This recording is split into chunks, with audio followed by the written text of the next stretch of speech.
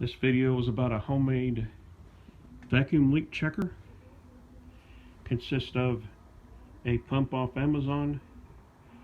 This one has suction at the top. That's a Swisher Sweet Cigar and some tape around it. And then it pushes air out the bottom. And I got it going into the vacuum main of the carburetor that goes down to the intake.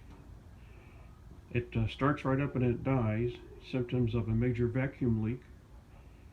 So let's see what this thing can do. I'm just going to pump it up and down. See if we can find our leak.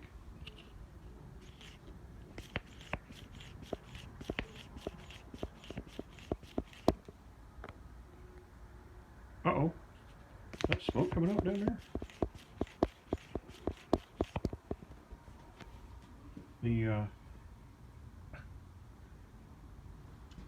The carb base is bigger than the 2-barrel to 4-barrel adapter.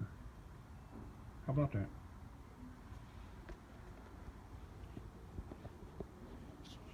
Hard to do all this at once. Isn't that crazy? But it runs better after I fix that. There's your problem.